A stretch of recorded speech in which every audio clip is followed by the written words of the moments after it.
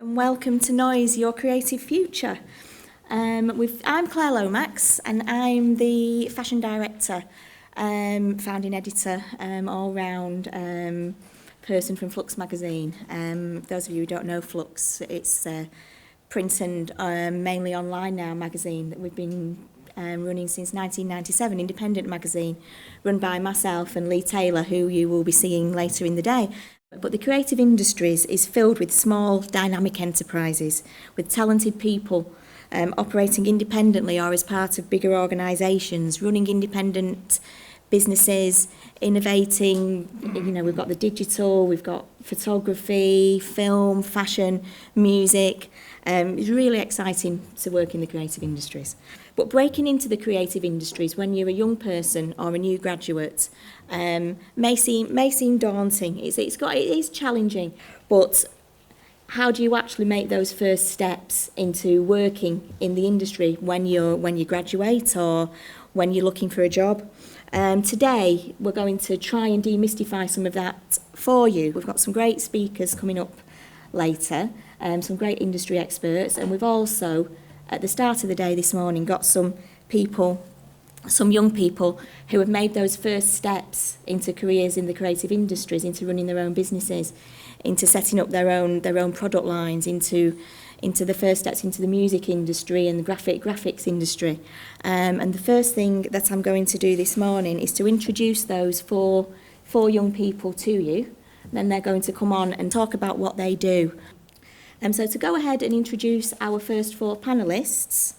Our first panellist is a young lady called Ciara Clark. She's an independent British jewellery designer. After Ciara, we've got Matt Sticky Pop Daniels, who's a freelance designer, illustrator, and a so-called super doodler, and he comes from Duckingfield. After Matt, we'll be speaking to Mark O'Brien. Again, relatively local, comes from Wigan, and he's a self-confessed crazy cardboard craftsman. And after that, we'll be speaking to JJ Rosa, who's a young musician from Stockport, and with her band, she's now signed to West Curve Records in the United States, and they're licensed to she's licensed to Warner Brothers Records in the UK. Hello, good morning. Just apologise for my notes. I've not given one of these before. I'm a little bit nervous, but my name is Ciara Clark. I've been working as a jewellery designer and maker for the past 4 years. 3 of those years were spent in a partnership in a company called Black, and for the past 10 months I've set up on my own as Ciara Clark. I'd like to give you a brief history about myself, the path I took, and some things I've learnt on the way, and hopefully there might be some helpful information for any aspiring artists or makers. I finished college at 18. At that point, I chose not to go to university. Unlike many of my other friends, I kind of thought I needed a break from education and I wanted to earn some money, and I didn't have a clue about what it was I wanted to do.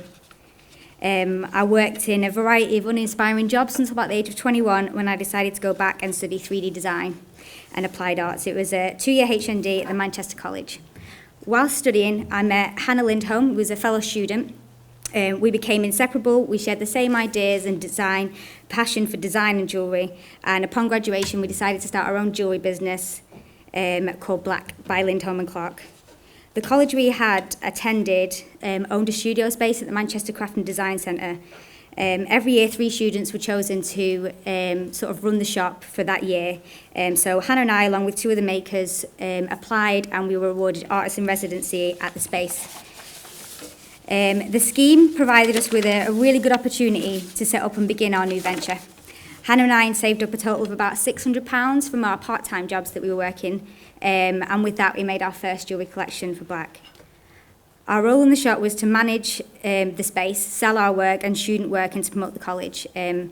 Everything was going really well until about 6 months into our year. The funding was pulled on the project due to a merger with another college. Initially we were really upset about the news that we weren't going to be able to finish our year there. But fortunately, it ended up being quite a good opportunity for us, as the first 6 months of not having to pay rent provided us with a bit of time to develop some stock and experience of how to run a shop. So we decided with another jeweller to apply for full-time residency at the studio too, and we became fully paying attendants there. me and Hannah as Black, we continued to sell and make from the shop, the studio, for the next 3 years. During this time, we took part and exhibited in a variety of shows, including Liverpool Design Show, the Great Northern Contemporary Craft Fair, and Kiosk, which I think was spoken about before. That was an opportunity that we were kind of got through Noise and being involved with Noise Festival. And we also launched our online shop, blackdesign.co.uk. Everything was progressing really well with Black until last year, when personal issues meant Hannah had to move back to Sweden. It was really difficult. We tried to make it work overseas, but it just didn't. So sometime last year, I decided that I wanted to continue designing, and I set up Ciara Clark, a new jewellery and design business. I tried to apply all the things that I'd learned of my 3 years with Black into trying to make something better with my new venture. Although I loved being in a partnership, we were really supportive of each other, and you know, we were best friends. But in hindsight, I could see that we'd got into a bad habit of spending a lot of time making and discussing ideas and designing new stuff, but not spending enough time promoting ourselves and what we did and expanding our networks. I think that this is a really common issue for a lot of creative people. I think it becomes really easy to spend your time just making stuff and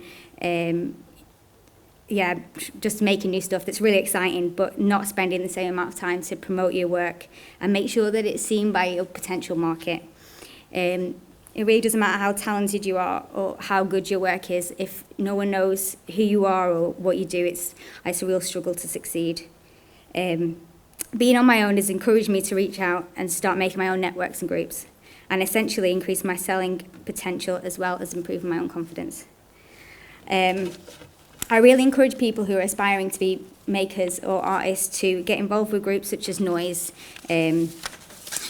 Through Noise, I have been presented with a variety of opportunities and support. I even got a job for 6 months with them as manager of their pop-up shop, Noise Lab, on Market Street.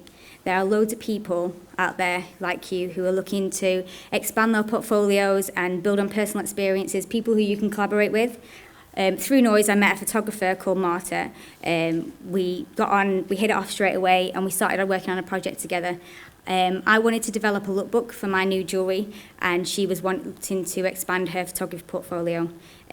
We found a really good makeup artist who was a friend of a friend, and we became now like a little team. We work together now in a variety of photo shoots and video projects. It's a good relationship and a mutually beneficial one for everybody, as we're sort of supporting each other and we're all building our portfolios and experiences. I mean, through I've now added skills on my CV such as styling and art direction, props and costume design. Collaboration is a really good way to challenge yourself, and you'll be surprised what other mediums your own skill sets and techniques can be applied to. There's an abundance of talents on the Noise Festival website. Just have a look through the portfolios and don't be afraid to get in contact with people about any ideas that you might have. And that kind of brings me back to where I am now with my new collection as Ciara Clark. I've produced the jewellery, I've photographed it, and I've spent a little bit of time promoting it, and I'm now focused on pricing and placement. So now that I've built my lookbook with Marta, I'm just working on my catalogue, which will have all my products in, along with my wholesale and retail prices. Pricing is a really difficult thing to get right. I think the most common mistake a lot of makers make is to underprice their work. It's really tempting to do this in the short term for sales, but I think once you've placed a value on your product, it's hard to take yourself up, you know. If something's not selling well or if something's not working, you can always kind of bring it down. There's things to factor in like material costs, time, and also most retail places, in my experience, take at least 50% of your retail price. Is just something to be aware of. Most makers that I know try and get around it by creating like a bread and butter line, which is basically work that you can produce effectively, efficiently, and as economically as possible. Maybe like scale down smaller versions of your more high-end and bespoke pieces. These pieces just tend to sell like quite constantly and steady, and they often end up funding the work that is maybe more creatively stimulating for you, but not as commercially feasible.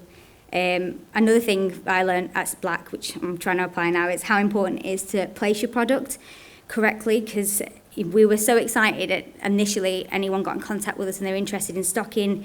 We just wanted to say yes to everything, but hindsight, I think it's not a great thing. You just got to try and learn and be selective.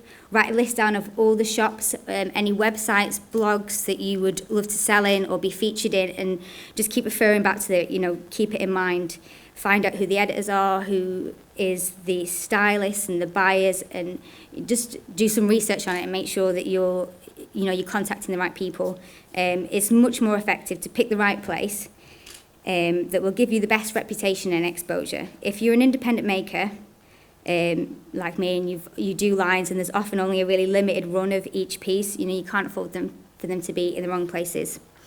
Setting up a website is a great thing. It takes a bit of time and money. I'm just in the middle of sort of doing mine, but in the meantime, I do think it is really important to have a presence online, an online portfolio of your work. Get onto the Noise website, because you can upload your work, and at least then if you're applying to anyone, you can always reference it, use it as a visual record of all your work. My